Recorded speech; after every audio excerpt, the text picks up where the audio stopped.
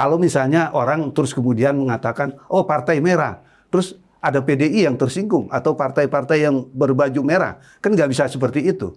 Karena konotasi merah itu kan menjadi apa namanya hanya dialog penyebutan. Tetapi ya berkaitan dengan masalah daluarsa, berkaitan masalah menjalani masa tuntutan itu diatur dalam pasal 84 dan 85 KUHP. Saya udah bilang tadi, amar itu nyawa dalam sebuah putusan. Amar Ini nyawa ya. Amar. Okay. Jadi amar itu ada yang di bagian terakhir, menghukum sekian, ya, menjatuhkan denda sekian, ya, membayar biaya perkara dibebankan kepada negara atau kepada terdakwa. Itu yang disebut dengan amar. Itu nyawanya ada di situ. Sama kayak kasus pelaporan kasus Pak Jokowi, ada orang besar juga. Betul. Nah, saya berandai-andai karena ini adalah peristiwa politik sebenarnya. Roy Suryo yang seorang residivis, ya kan, sebelumnya adalah mantan Menteri Olahraga, Pemuda dan Olahraga.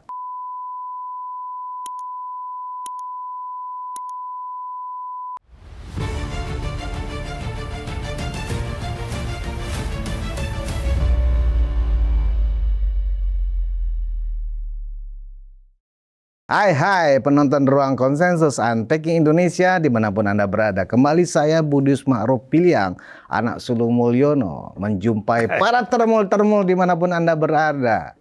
Termasuk di sebelah nih. Iya. Termasuk narsum saya ternyata mengaku termul juga.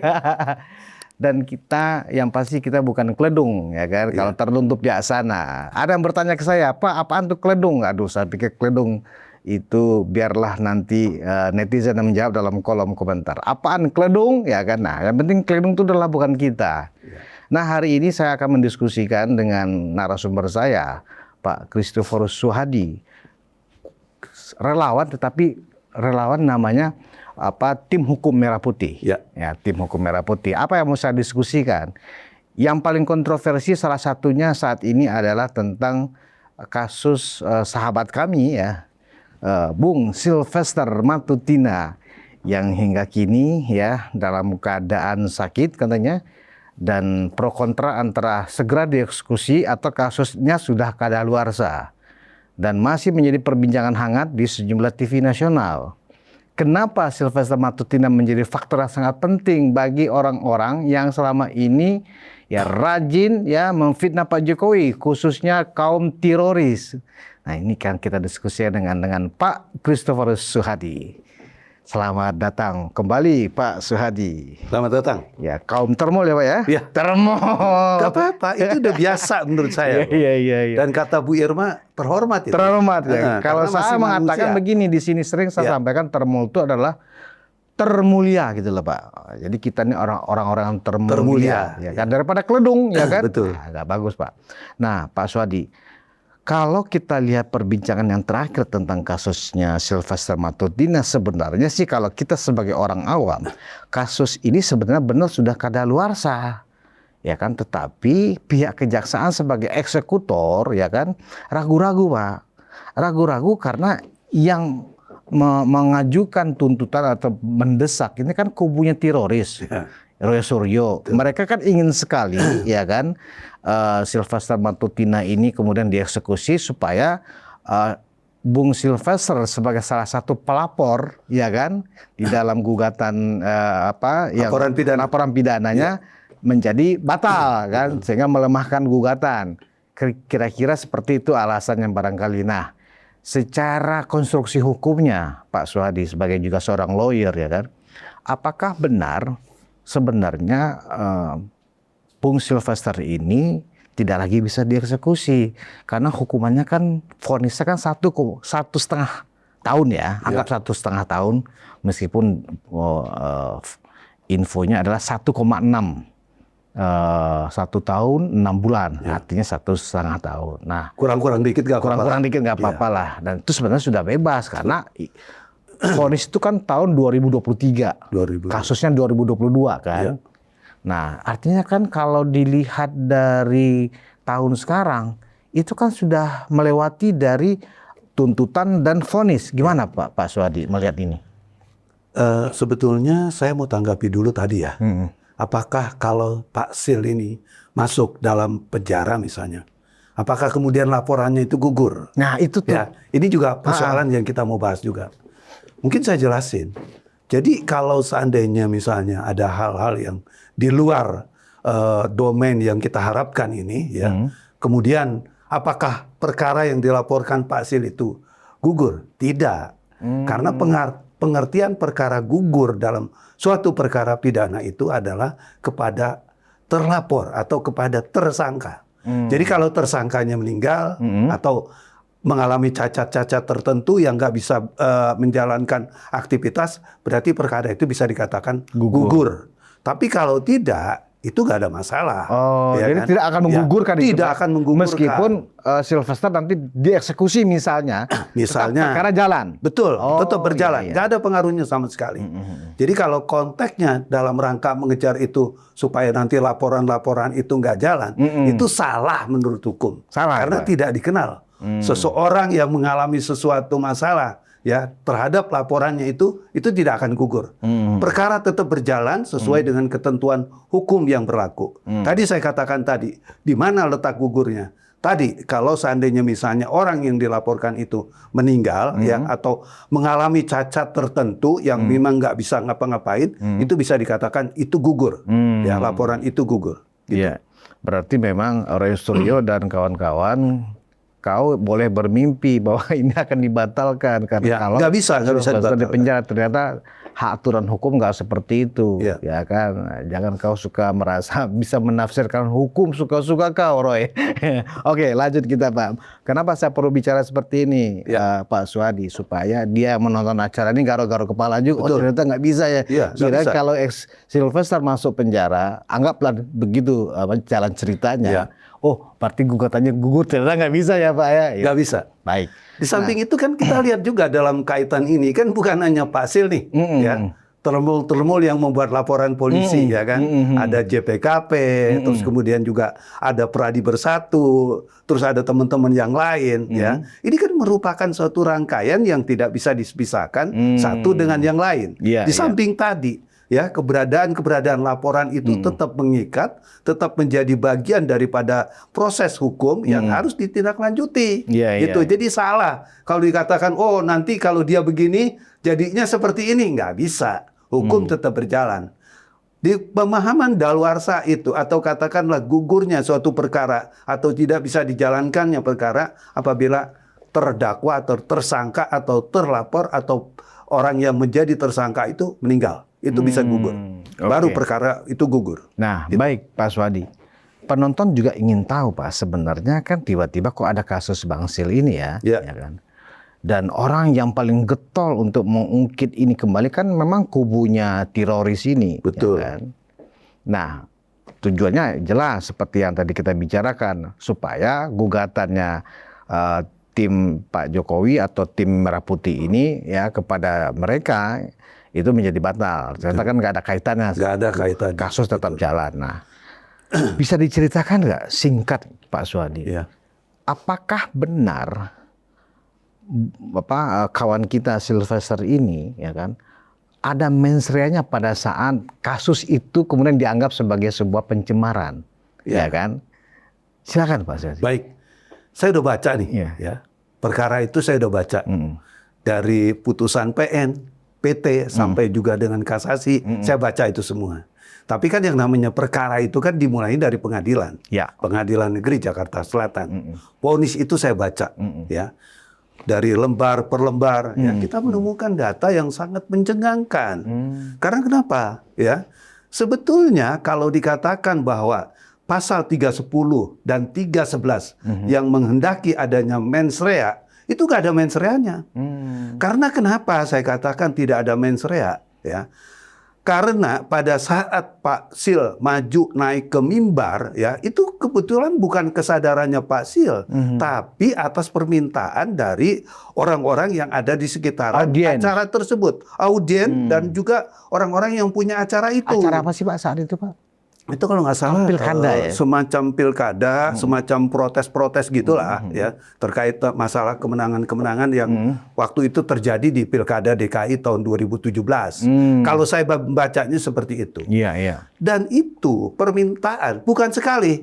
Pak Sil diminta kan, Pak Sil, maju. orasi dong, Ya, maju orasi. dan sebagainya. Pertama, terus diminta lagi untuk yang kedua kali, juga nggak mau Pak Sil. Terus diminta lagi yang ketiga, baru dia berangkat naik ke atas. Karena nggak enak nih diminta terus ya kan? Karena diminta terus. Iya, iya. Sebagai solidaritas Ya relawan. ketua, namanya ketua ya kan, masa Iya. ketua nggak bicara kan Iya, begitu. solmed kan. Iya, gitu solmed. kan. Ya, Jadi ya. dia naik ke mimbar. Ya. Oke. Tujuannya yang untuk menghormati orang-orang itu. Iya, iya, iya. Nah, kalau kita melihat dari cerita tadi, ya, rumusan cerita tadi, dibandingkan dengan, dihubungkan dengan delik yang ada, itu nggak ada mens rea. Oh. Karena mens rea itu kan ada di dalam alam pikiran orang. Kita ini nggak bisa membaca mens rea. Seorang tuh punya mens rea atau tidak, ya nggak bisa membaca. Mens rea itu ada di dalam diri kita, diri seseorang. Nah, kalau kita katakan, bisa nggak kita membaca? Ada nggak mens rea pada waktu itu? Bisa, kita bisa membaca. Pak Sil tidak mempunyai niat jahat atau mens rea tadi. Karena kenapa?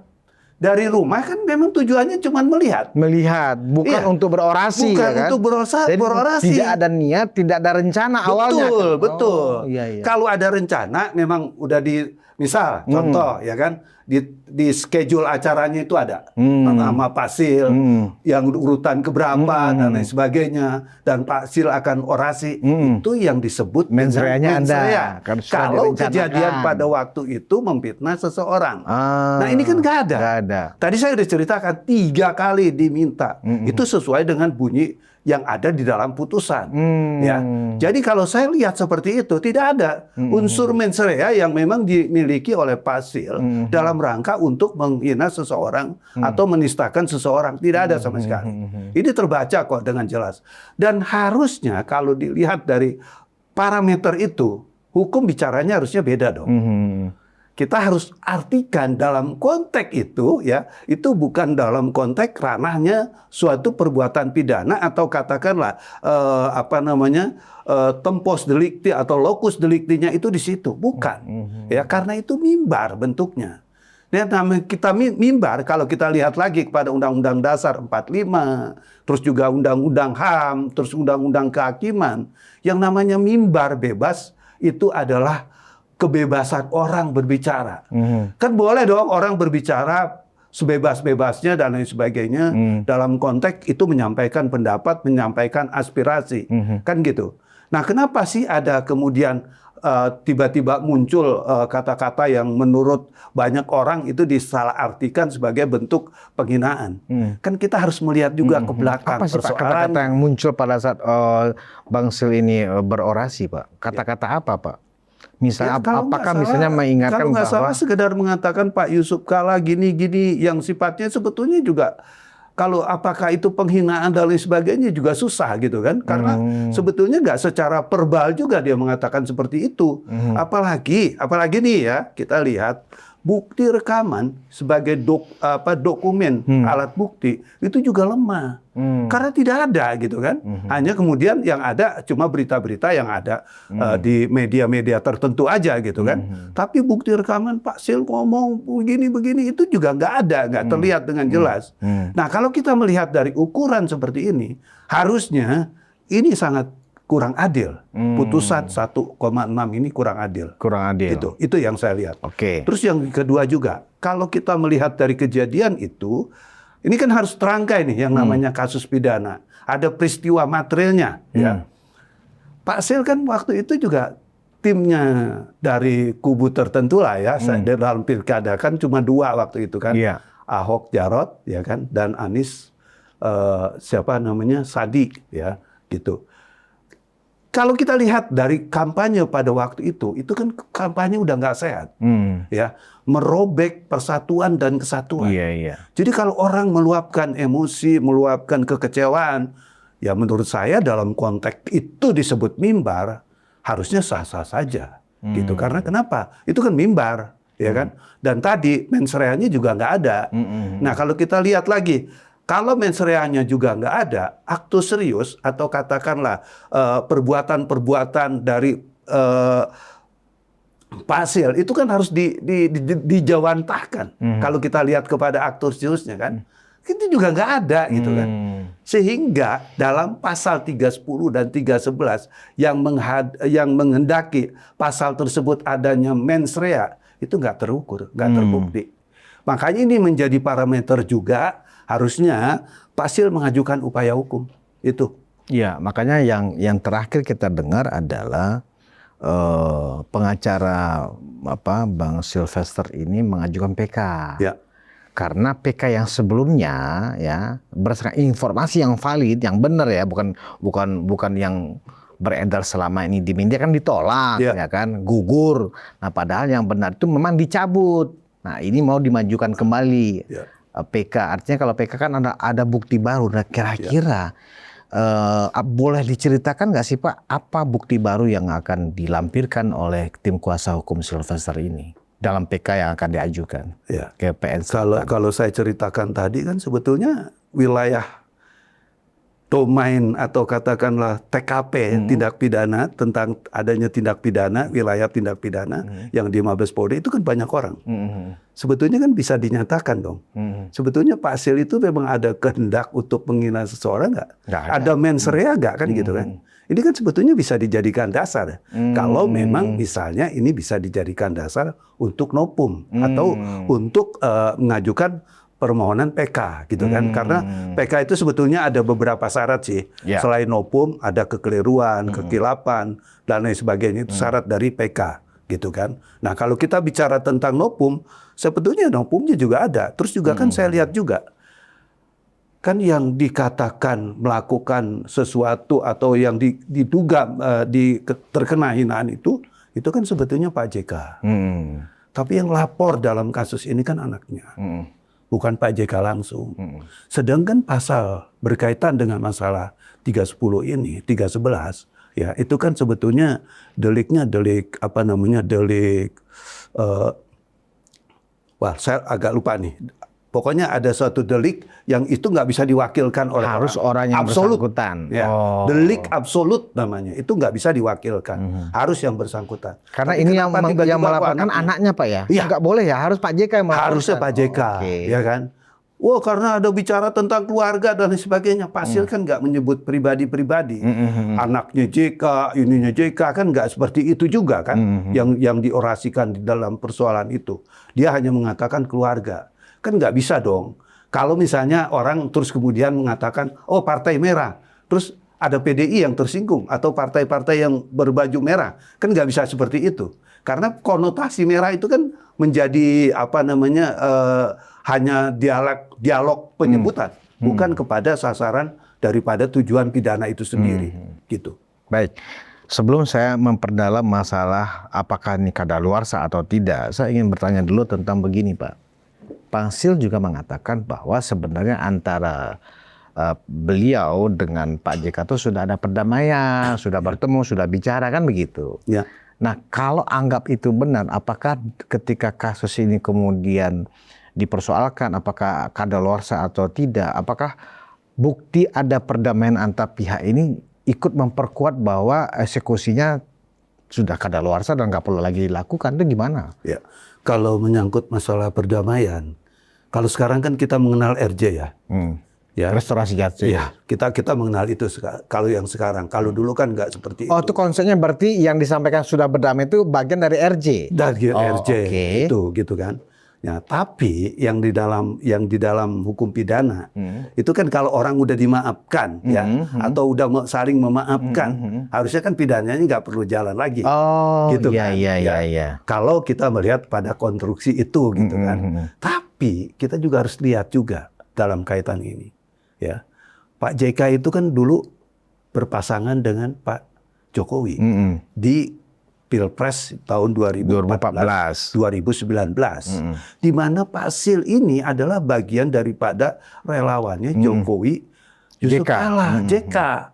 Ya kan, dari sini aja kan harusnya dilihat, ya, bukan dalam kategori kita lagi menagih pamrih ini dalam kaitan ini. Kan juga pejuangnya Pak JK juga dalam persoalan ini. Jadi apa yang salah menurut saya? Kan nggak ada dong.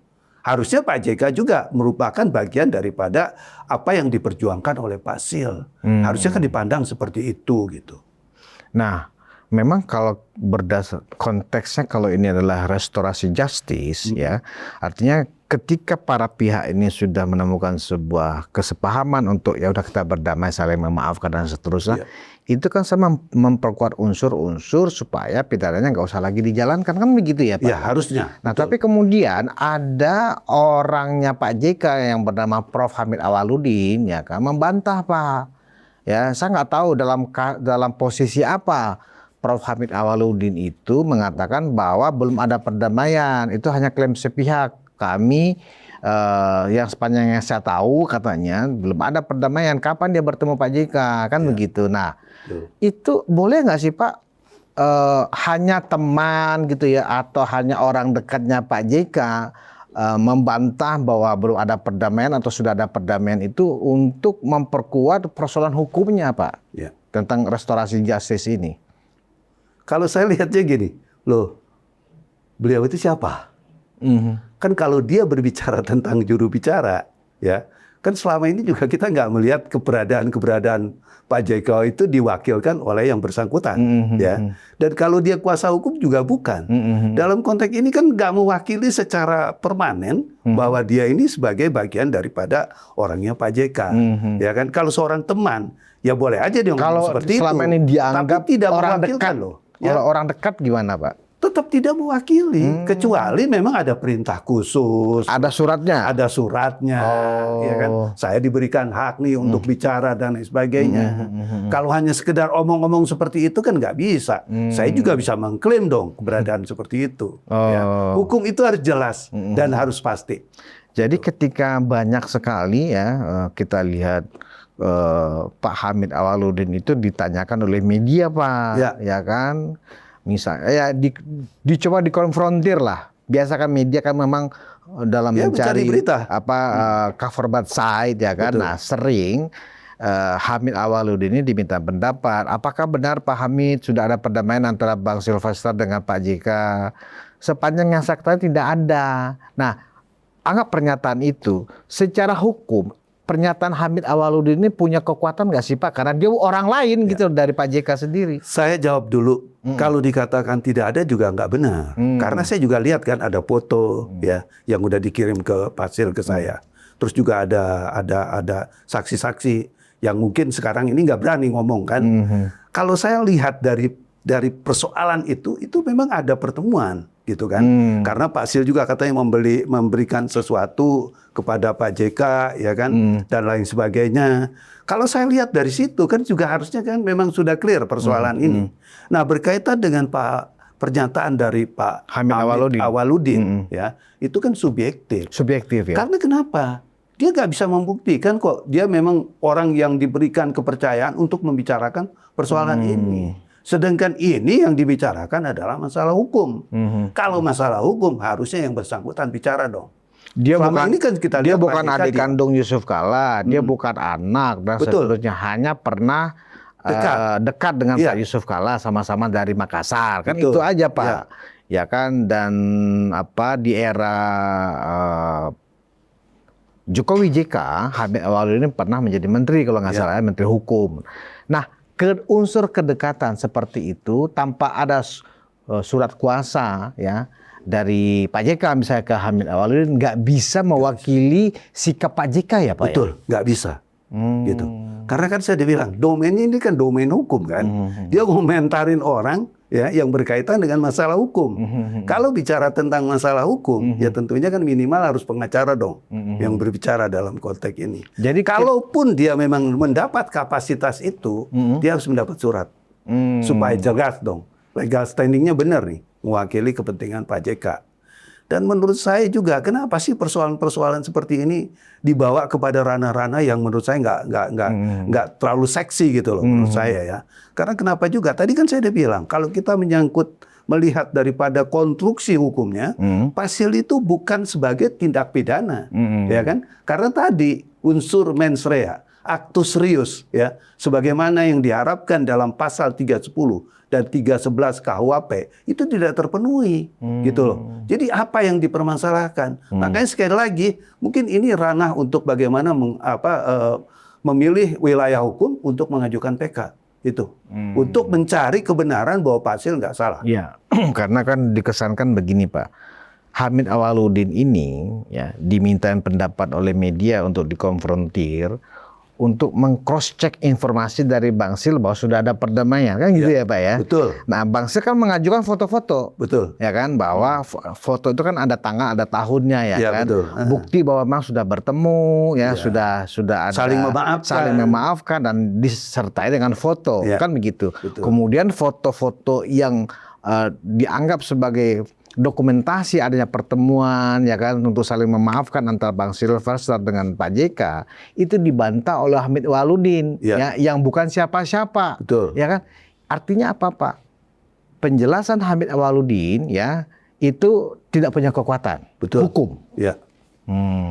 Di samping itu kan juga begini kalau kita melihat ya dalam konteks ini kenapa tadi pembicaraan atau katakanlah diskusi menyangkut masalah adanya perdamaian ya itu menjadi wilayah publik karena kalau saya lihat juga kan ini disikapi oleh pihak kejaksaan orang udah saling memaafkan kok gitu kan kalau enggak kan harusnya ya Pak JK meminta dong laksanakan eksekusi dan lain sebagainya kok Pak JK diam ya kan malah yang heboh Hamid Awaludin ya kan gitu loh apa urusannya ya kan apa urusan lo kan gitu kan gitu kalau saya melihatnya ke sana karena parameter hukum itu harus pasti jadi nggak boleh hanya kira-kira duga-duga dan lain sebagainya nggak boleh asumsi seperti itu nggak masuk dalam domain hukum. Nah ini perlu diketahui oleh penonton kita Pak Suhadi kenapa supaya orang-orang yang selama ini suka mengklaim wah ini olahnya Pak JK, ini olahnya Pak Jokowi itu secara terang benderang kita bisa jelaskan bahwa bantahan dari Hamid Awaludin itu adalah tidak punya kekuatan hukum apapun, ya kan? Tidak layak tidak juga bisa dianggap sebagai menegasikan ya pertemuan yang sudah dilakukan oleh Silvester dengan Yusuf Kalla kan gitu ya. Oke. Ini biar clear ini Pak. Nah, saya jelasin juga nih. Ya. Kan pada waktu foto-foto pertemuan itu ya itu kan kejadiannya juga setelah ada kasus ini kan ya. Sebelum ribut-ributnya masalah eksekusi artinya kalau saya lihat prolog seperti ini itu kan harusnya sudah clear kan nggak ada keberatan dari Pak JK kok dalam konteks ini kalau sudah seperti itu orang lain kan nggak boleh ikut campur dong dalam persoalan ini. Dan kenapa ini menjadi wilayah diskusi yang hangat dari kubu sana? Kan jelas, sekarang kan wilayahnya berbeda.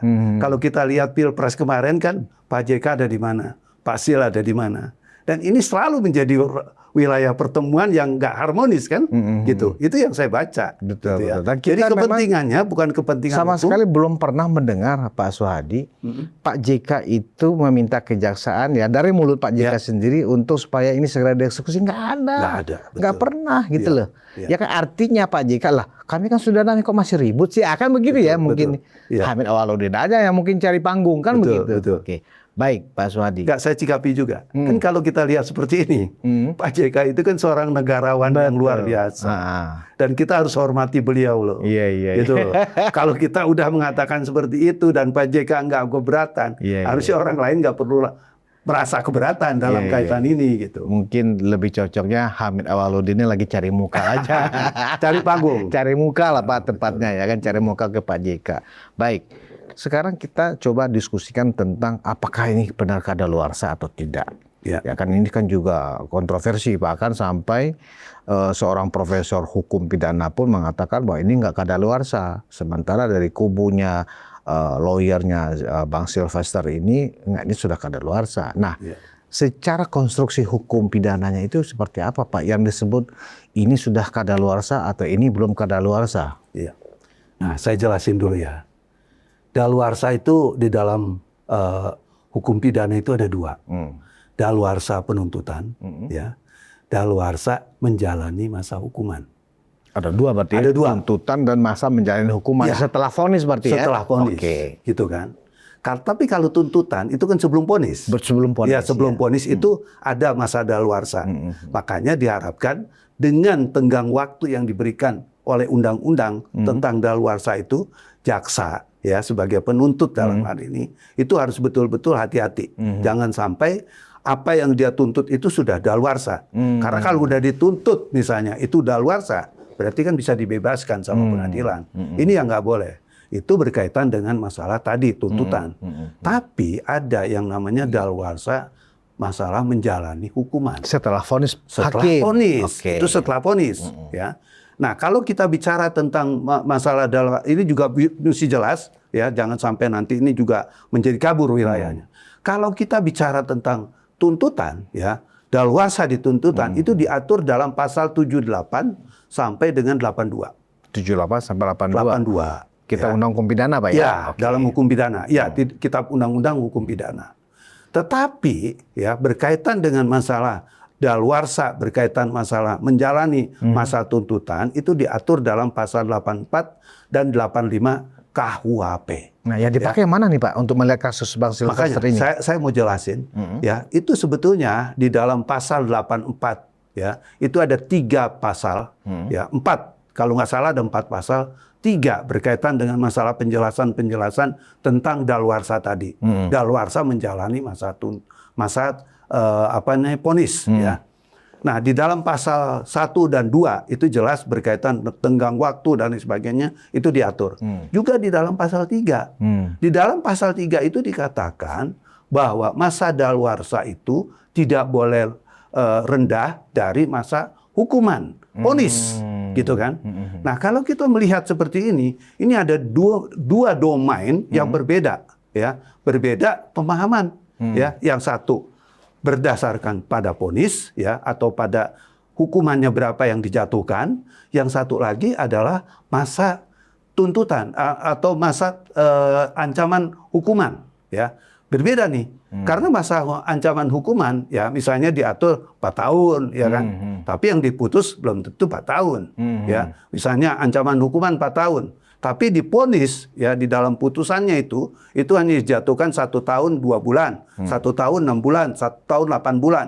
Jadi nggak sesuai dengan yang ada di dalam ancaman hukuman itu ya. Nah, kalau kita menafsirkan bahwa 2 tadi konteks tadi mana yang kita mau ambil? Kalau saya melihat itu kepada pasal 3. Ya. Kan undang-undang udah jelas di situ. Apa yang dipegang? Apa yang dirumuskan dalam pasal 3 tadi? Pasal 3, pasal 84 ayat 3 saya jelasin ya. Itu jelas kok.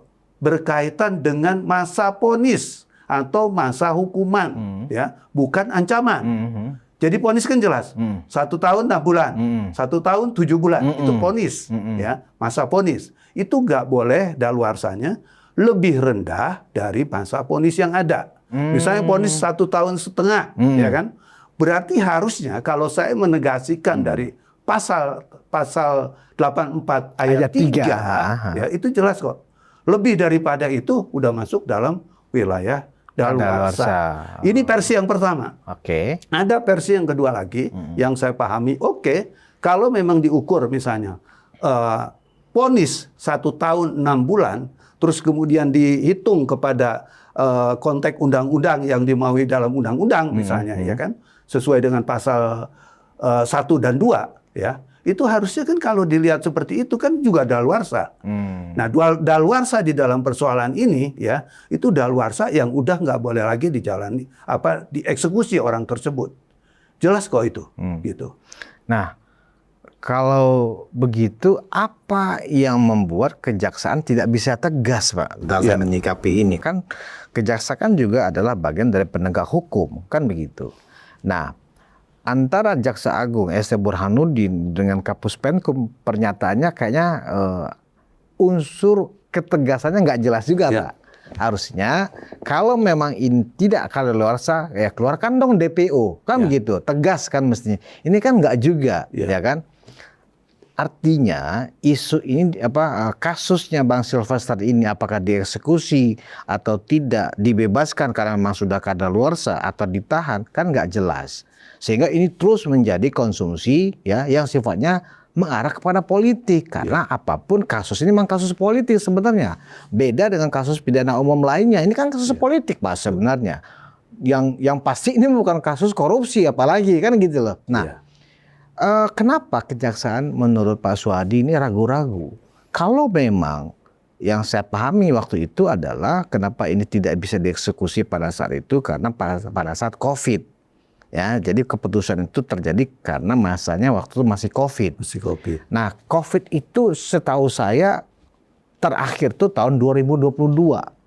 Artinya kalau misalnya 2023 ya kan dari rentang masa hukuman kan masih bisa dieksekusi. Betul. Kejaksaan tidak lakukan eksekusi. Betul. 2024 kejaksaan juga tidak eksekusi. Nah, ini sampai kan ributnya kasus sampai ini, ribut kan? ini. Iya. Ini pun karena ya timnya Roy yang kemudian pernah Pak Suhadi juga menyebut bahwa dia seorang residivis ya kan. Betul. Nah, ini kan sengaja dicari-cari nih Pak Suhadi untuk memperlemah masalah gugatan terkait ijazah palsunya Pak Jokowi. Ini kan artinya satu mata rantai. Ini kasus politik sebenarnya. Di mana Pak Suhadi melihat kegamangan pihak kejaksaan dalam hal ini? Ada dua. Ada dua. Satu dari segi vonis. Dua tadi. Daluarsa tadi, ya.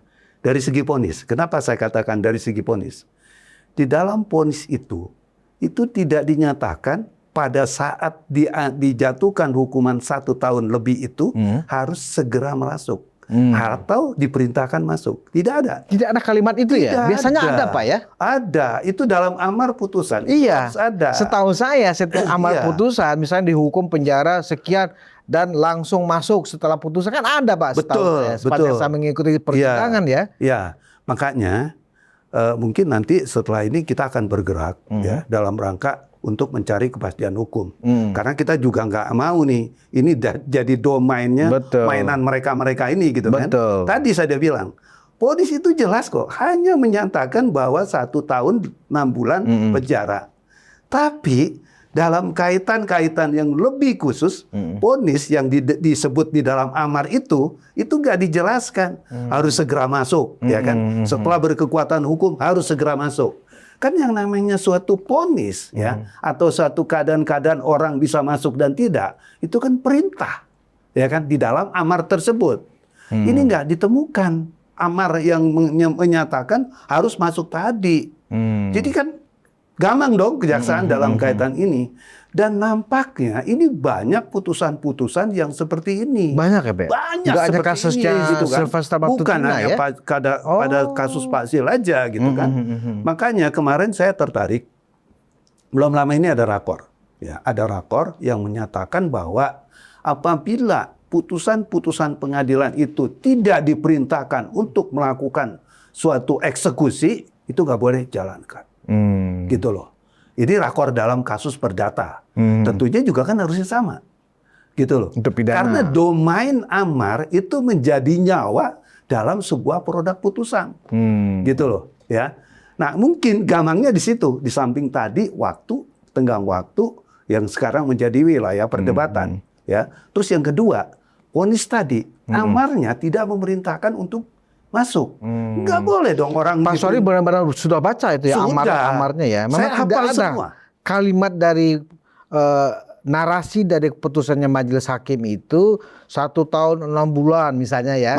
Penjara. Dan langsung masuk. Nggak ada kalimat langsung masuk itu. Nggak ada. Itu bisa ditafsirkan oleh lawyer biasanya apa itu Pak? Kalau ya non eksekutable. Non eksekutable. Kalau di dalam kasus-kasus perdata ya harus disamakan juga dong, ya kan? Berarti tidak mempunyai kekuatan mengikat untuk jaksa mengeksekusi. Jadi wajar dengan bunyi putusan hakim seperti itu, wajar pada saat putusan diambil oleh majelis hakim, pihak kejaksaan juga tidak mengeksekusi karena tidak ada bunyi seperti itu. Betul. Artinya kejaksaan juga nggak salah dong Pak. Nggak salah. Bukan karena nggak berani, bukan karena dituduh oleh Roy Suryo sebagai melarikan diri dan seterusnya, ya kan? Nah artinya Pak, sekarang berarti tinggal keberanian kejaksaan untuk bikin kepastian hukum. Ya. Bahwa bukan hanya kejaksaan harusnya. pengadilan juga. Pak Sil juga harus bergerak dong. Oh, ya kan? gitu. Mendesak kejaksaan untuk mengeluarkan suatu mandat atau suatu apa bentuknya. Bahwa ini memang bukan ranahnya untuk dieksekusi dan lain sebagainya. Kita jangan bicara dengan daluarsa dulu dalam kaitan ini. Tapi kita bicara tentang amar. Ya kan? Saya udah bilang tadi, amar itu nyawa dalam sebuah putusan. Amar Ini itu nyawa ya. Amar. Oke. Jadi amar itu ada yang di bagian terakhir, menghukum sekian, ya, menjatuhkan denda sekian, ya, membayar biaya perkara dibebankan kepada negara atau kepada terdakwa. Itu yang disebut dengan amar. Itu nyawanya ada di situ. Kalau nyawanya itu tidak ada, itu nggak boleh dijalankan. Apakah ini bisa dijadikan dasar bagi tim hukumnya Sylvester untuk disampaikan ke pengadilan sebagai novum, Pak? Misalnya ada bukti bahwa bunyi amarnya ini hanya tidak ada, langsung masuk tuh kan nggak ada. Ya. Artinya secara logika hukumnya wajar juga pihak kejaksaan sebagai eksekutor tidak mengeksekusi karena tidak ada perintah dari majelis hakim yang memutuskan. Ya. Masuk akal nggak kira-kira menurut Pak Suwadi? Kalau ini novum, kelihatannya nggak masuk. Ya, karena kenapa? Ini kan wilayah hukum, wilayah undang-undang, wilayahnya amar, wilayahnya nyawa tadi. Ya, jadi ini nggak bisa ditafsirkan bahwa ini sebagai novum. Barangkali kalau seandainya memang ini perlu kejelasan, ya kejaksaan berkirim surat dong. Ya kan, kepada siapa? Kepada Mahkamah Agung atau kepada siapa dalam konteks ini meminta suatu pendapat apakah ini bisa dijalankan atau tidak. Kalau menurut saya dalam konteks hukum-hukum yang memang harus betul-betul ada reformasi dalam kaitan ini, nggak boleh. Makanya ini juga harus tidak boleh menjadi kebiasaan-kebiasaan hakim dalam memutus mengambangkan suatu masalah. Karena seperti yang saya katakan tadi, amar itu menjadi pegangan semua pihak. Siapa dalam konteks ini? Kejaksaan, masyarakat, negara, itu harus menghormati amar. Gitu loh. Kalau amar itu dilanggar, ini disebut sebagai perbuatan melawan hukum. Sepanjang Pak Suwadi menjadi lawyer, Ya. ada nggak sih Pak sebelumnya putusan-putusan majelis hakim yang tidak ada narasi dihukum 2 tahun penjara dan langsung masuk tahanan misalnya? Ya. Atau hanya divonis bersalah dan dihukum 1 tahun 2 bulan. Sampai di situ saja. Dan itu memang tidak dieksekusi oleh kejaksaan. Ada nggak sepanjang karir Pak Suwadi sebagai lawyer kasus seperti itu yang tidak ada kelengkapan bunyi putusan amar dari hakim itu menyebutkan langsung masuk, langsung ditahan misalnya kan gitu loh. Ada nggak sih Pak? Itu kan bisa dijadikan jurisprudensi maksud saya itu. Ya, maksud saya begini. Kalau yang disebut dengan tadi, ya, ada nggak sih misalnya dihukum 1 tahun 6 bulan harus segera masuk. Itu memang begitu bunyi vonis itu. Bukan ada, memang itu harus seperti itu. Nah, dalam vonisnya kasusnya Bang Sylvester bunyinya apa? Ada. Wajar kalau kemudian kejaksaan tidak mengeksekusi. Bukannya wajar, menurut saya ragu ini jadi kejaksaan. Ini Ragu. bagaimana saya menyikapi kasus ini? Karena kan? ragu, dibiarkan saja bertahun-tahun. Sebetulnya harusnya juga nggak boleh. Karena kan pasti harus punya kepastian hukum. Masyarakat harus punya kepastian hukum. Jaksa harus on the track mengatakan bahwa ini tidak bisa dieksekusi. Itu harus jelas, gitu, ya. Dan seperti yang kita katakan tadi juga, kalau itu dilakukan, ini sebagai perbuatan non hukum, ya kan? Karena tadi dari mana misalnya ada eksekusi dalam persoalan ini, sementara eksekusi itu tidak diperintahkan untuk dilaksanakan. Jelas kan dalam persoalan ini? Jadi jaksa menurut saya harusnya Pasil itu aman gitu loh. nggak Apa yang bisa dipikirin? mengeksekusi kalau memang tidak ada perintah dari hakim yang memutuskan perkara ini dalam amarnya langsung masuk. Ya. Nggak bisa juga Pak ya? Nggak bisa. Oh. Kalau nggak ada perintah nggak boleh. Iya. Ya, jadi wewenangnya ya seperti ini. Mau apa lagi? Tinggal sekarang keberanian dan ketegasan dari pihak kejaksaan, entah berkirim surat kah ke Mahkamah Agung minta pendapat hukum misalnya, atau memang bisa disikapi sendiri bahwa memang ini tidak bisa kami eksekusi kan, non-executable. Non-executable. Betul. Dan harus membuat pernyataan resmi aja karena memang bunyi putusannya memang tidak bisa dieksekusi. Betul. Kan begitu. Betul. Kenapa itu nggak dilakukan oleh kejaksaan, Pak Suwadi? Ya, jaksa gamang mungkin karena tekanan dari sana begini, karena dari tekanan sini publik. begini, ya kan? Tapi hukum, kalau kita lihat Dewi Keadilan, itu kan matanya ditutup. Jadi dia kan nggak boleh kiri kanan, lihat kiri kanan, ya kan? Tapi on the track itu seperti pakai kacamata kuda. Ya kan? Kalau memang itu benar dan ini bisa dipertanggungjawabkan secara hukum, ngapain takut? Kan gitu kan? Dan saya yakin kok kalau itu produk yang dikeluarkan oleh negara, ya, berkaitan dengan masalah kepastian hukum ini dikeluarkan, semua orang harus menghormati itu kok. Kan gitu. Jadi saya melihatnya mungkin jadi begini, dari diskusi kita ini Pak Sodi ada temuan baru, tentu berdasarkan interpretasi saya, ya kan? Bukan interpretasi nih. Saya dibilang tadi, ini memang faktanya seperti itu. Bukan, gitu. Interpretasi terhadap peristiwanya, bukan persoalan hukumnya. Kenapa? Kan selama ini yang diperbincangkan adalah ini kadaluarsa. Kan dari vonis 1,5 tahun dengan rentang waktu yang sudah berjalan. Betul. Sudah 6 tahun kan. Dari sisi itu kan memang sudah kadaluarsa. Dan itulah yang menjadi polemik dan diskursus selama ini tentang kasus ini. Yang saya temukan dalam diskusi kita ini justru sebenarnya jaksa lah yang merasa ini non-executable. Kan gitu, dari amar putusan yang disampaikan oleh Majelis Hakim tahun berapa Pak? Putusan 2019. 2019. Ya. Karena jaksa, oke sudah divonis sekian tahun, tapi kok nggak ada langsung masuknya? Ya, betul. Karena itu nggak ada perintah. Nggak ada perintah. Ya udah kita biarin aja, orang nggak ada perintah untuk segera ditahan. Nah, tetapi ada azas hukum yang menurut saya kayaknya dilanggar Pak dalam kasus ini. Karena setahu saya sebuah kasus hukum itu harus ada kepastian hukum, harus selesai kan begitu Pak, nggak boleh ngambang, harus selesai. Nah ini gimana menurut Pak Suhadi? Ya, kejaksaan ini berarti nggak bisa juga harus membiarkan ini mengambang, harus berani mengambil keputusan. Ya itu harus keluarkan produk menurut saya untuk memberikan suatu kepastian hukum bukan hanya buat Pak Sil tapi juga buat masyarakat. Kalau sekarang ini kan orang masih melihat jaksa takut, iya kan? Terus kemudian pengadilan takut. Itu kan yang terbaca dalam kaitan ini. Saya nggak ngerti Pak, kenapa ya jaksa takut, pengadilan takut oleh orang-orang ini? Bisa nggak Pak Sodi jelaskan ke saya, ketakutan apa? Siapa sih orang-orang ini gitu loh Pak? Ini kan orang-orang perusuh aja. Iya. Kalau saya lihat kan jumlahnya berapa sih orang-orang itu? Iya. Kan nggak banyak juga. Ini kan persoalan kayaknya banyakan kita juga. Kepastian lembaga-lembaga negara yang salah satunya adalah kejaksaan, pengadilan dan seterusnya. Ini kan bahaya Pak. Orang-orang nggak jelas ini ditakutkan. Itu rasa saya sesuatu yang benar-benar nggak masuk akal. Ada apa? Kalau saya lihatnya, mungkin yang ditakutkan bukannya kepada Roy Suryonya, tapi kepada orang-orang yang mendukung Roy Suryo. Ya.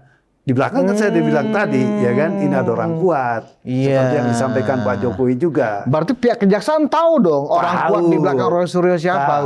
Tahu. Wah, hebat sekali. Ini bukan sesuatu yang disembunyikan lagi kok. Oh, jadi siapa di belakang Roy Suryo ini, ya?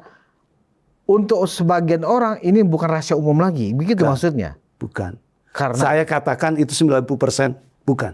Oh, jadi orang kalau cuma melihat Roy Suryo, ya melihat Pipa, melihat Rismond, itu kan cuma 3 orang itu aja yang selalu ngebebek dalam persoalan ini. Tapi yang lain kan enggak juga, saya lihat ini kan. Dari sekian banyak sekarang udah senyap. Ya, dulu ada Abraham Samad yang teriak-teriak dan lain sebagainya. Sekarang kan sudah diam. Tahu masuk dalam target kan dia kan. Ternyata kena pidana nih saya kalau berlanjut terus seperti ini. Sekarang dia diam. Tetap kan yang 3 orang ini menjadi rame wilayahnya. Kenapa ini ditakuti? Ya karena saya dibilang aktor intelektual dari semua persoalan ini itu adalah Roy Suryo. Roy Suryo tentunya sebagai aktor, kalau seandainya kita mau narasikan seperti itu, pasti ada orang kuat. Terus yang kedua, selain orang kuat, Roy Suryo ini didukung oleh media mainstream. Itu yang ditakuti. Ya kan, bukan hanya orang kuatnya aja, tapi media ini yang kalau dia Roy Suryo ngomong itu wah, rame dan lain sebagainya, ini yang ditakuti. Tapi tadi saya katakan, ini negara hukum. Ya, dalam preambul pembukaan Undang-Undang Dasar, negara kita ini negara hukum. Betul. Bukan negara kekuasaan. Kalau kita bicara tentang negara hukum, ya harusnya berani dong aparat penegak hukum mengeluarkan produk-produk hukum. Seperti yang saya katakan tadi, gitu. Apa yang ditakuti? Loh kalau itu dikeluarkan, semua orang juga akan menyambut kok, baik yang positif maupun yang negatif. Tapi ada kepastian hukumnya, gitu. Wah, ini saya jadi mikirnya agak panjang nih Pak Suhadi. Pertama, Pak Suhadi mengatakan Roy Suryo ini adalah aktor intelektualnya, ya kan? Aktor intelektual pasti ada dalangnya. aktor kan kalau kalau Pemain konstruksi sebuah drama atau pertunjukan yang namanya aktor kan orang yang di depan, Betul. ya kan? Peran utama lah. Peran utama. Tetapi semua orang juga tahu yang mengatur aktor harus bersikap apa, berperan apa, berekspresi seperti apa adalah sutradara, dalangnya. Jadi kalau kita lihat ini sebagai sebuah gangguan politik, ada benang merahnya nih Pak Suhadi. 2009. Benang merahnya adalah sekarang ya ada dua ketakutan yang kita lihat lembaga-lembaga negara ini atas kiprah aktor intelektual si Roy Suryo ini. Pertama dalam kasus penetapan tersangka pelaporan Pak Jokowi di Polda Metro Jaya. Ya, yang kemudian teman-teman relawan kan kemarin sudah menggeruduk tuh Mabes Polri malah. Ya, betul. Ada juga ketakutan yang dilihatkan oleh penyidik untuk menetapkan orang-orang terlapor ini yang statusnya sudah dipenyidikan dan terlapor untuk menetapkan tersangka. Ada ketakutan di situ. Ya. Ini temuan barunya dari penjelasan Pak Suhadi, ternyata untuk kasus Bang Sylvester ini ada ketakutan juga pihak kejaksaan untuk menetapkan kasus ini non executable, ya tetapkan aja non executable, bukan berarti mengabaikan vonis, tapi memang tidak bisa dieksekusi karena bunyi amar putusannya memang seperti itu. Nah, ada ketakutan juga. Nah, ternyata di belakang Roy Suryo ini memang ada orang besar. Dugaan ya. Dugaan. Ya. Sama kayak kasus pelaporan kasus Pak Jokowi. Ada orang besar juga. Betul. Nah, saya berandai-andai. Karena ini adalah peristiwa politik sebenarnya. Roy Suryo yang seorang residivis, ya kan? Sebelumnya adalah mantan Menteri Olahraga, Pemuda dan Olahraga. Betul. Dari Partai Demokrat. Ya, saya hanya mencoba menarik benang merahnya aja nih Pak. Entah ini berkorelasi atau tidak, mari waktu yang akan membuktikan. Betul. Saya menduga, ya kan, bisa jadi ini adalah bagian dari kepentingan Partai Demokrat. Walaupun Roy Suryo ya sudah bukan lagi menjadi Partai Demokrat. Bisa jadi, ya. Roy Suryo menjadi residivis kan karena kasus dia membuat meme stupa ya. Pak Jokowi. Betul. Jadi dia dendam lah dengan Pak Jokowi. Iya kan? Nah, sementara ada kepentingan pribadi Roy Suryo menumpahkan dendamnya dengan kasus ini. Dan dia adalah bagian dari orang Demokrat. Karena dia sudah masuk penjara, kemudian dia keluar atau dikeluarkan oleh Partai Demokrat. Tetapi yang namanya hubungan baik antara Roy Suryo dengan Demokrat tentu nggak akan putus, Pak. Ini yang saya maksud, ada benang merahnya. Ya, Partai Demokrat sudah membantah, Pak, bahwa yang dimasukkan orang besar itu bukan Pak SBY. Ya. Tetapi semua orang menjadi takut. Siapa, Pak? Kalau bukan orang besar itu yang disangkakan adalah Mr. X itu. Kan begitu nih. Betul. Nah, ini harus menjadi bagian pendidikan politik juga kepada masyarakat, bahwa orang besar yang dimasukkan itu ternyata memang menakutkan bagi kepolisian, masih menakutkan bagi kejaksaan. Padahal presidennya kan sekarang Pak Prabowo, Pak. Ya. Apa urusannya takut dengan Pak SBY? Ya. Silakan Pak Suhadi. Kalau saya kan lihatnya begini. Saya nggak mengatakan bahwa ini adalah Demokrat ya. Kita bicara secara umum. Ya. Kalau tadi ada benang merah, biarkan benang merah itu berjalan seiring waktu dan sejarah yang akan membuktikan, gitu. Kan gini, kalau kita lihat, kalau seandainya memang ada kepentingan partai tertentu atau katakanlah orang-orang tertentu, ya kita tahu dong, partai koalisi itu kan mendapat jatah siapa? Dapat jatah apa sih? Menteri kan? Menteri ya. Satu. Terus juga punya anggota dewan kan? Menteri atau katakanlah Kapolri itu takut dengan menteri, takut dengan DPR. Itu kan bukan kekuatan seseorang di dalam persoalan ini, tapi jabatan yang melekat daripada orang-orang tersebut. Demokrat atau partai apapun, ya kan, itu kan punya jabatan di partai koalisi ini tadi, ya kan, menjadi menteri, menjadi wamen, ya. Saya katakan tadi, menteri, ya itu ditakuti sama Kapolri. Kalau Kapolrinya aja udah takut dengan menteri, ya kan? Apalagi dengan penyidik-penyidiknya yang cuma mungkin mayor, yang mungkin cuma kolonel, AKBP atau kombes, ya kan? Orang jenderalnya takut. Misal, ini kita misalkan seperti itu. Wajar dong kalau perkara ini menjadi berlarut. Belum lagi cawe-cawe anggota dewan dan lain sebagainya. Makanya dalam tempo hari pada sesi pembicaraan saya di Handayani, di teman-teman relawan, itu saya katakan harusnya dalam rangka reformasi kepolisian ini, polisi nggak harus takut. Kalau memang ada orang yang membacking kasus ini, ngomong aja. Ini saya dihalang-halangi nih sama seseorang nih, ya, diintervensi nih sama orang ini. Didukung nggak sama masyarakat? Aku yakin didukung, ya kan? Karena bukan zamannya lagi mengintervensi segala macam aparat penegak hukum, bukannya domain itu lagi kok. Karena semangat Pak Jokowi ini adalah penegakan hukum. Kalau kita bicara tentang penegakan hukum, nggak ada tuh yang namanya intervensi-intervensi. Karena on the track, hukum itu harus dijalankan. Bukan lagi kemudian mengikuti arus kemauan orang gitu. Itu aja. Jadi memang kita melihat kejaksaan sebagai eksekutor ada dalam posisi dilema, Pak ya. Iya kan?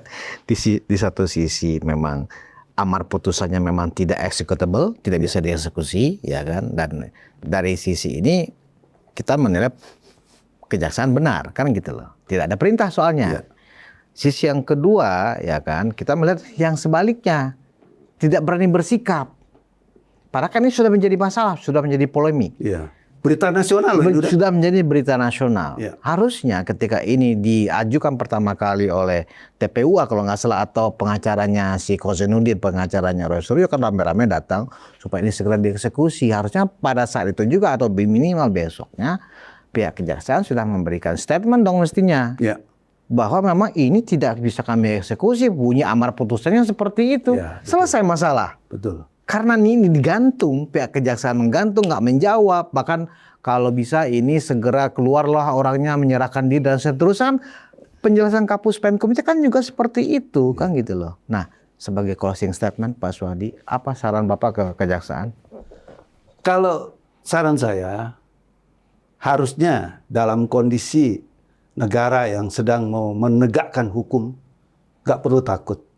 Ya, nggak perlu ragu melihat persoalan yang menyangkut masalah Pak Sil ini. Kalau memang ada temuan-temuan bahwa kasus ini adalah pertama tidak bisa dieksekusi, mungkin juga ada hitungan-hitungan kepada kepentingan daluarsa sehingga hak orang ini harus dilindungi, ya harusnya berani, nggak usah takut, ya keluarkan statement pernyataan bahwa ini nggak bisa dieksekusi.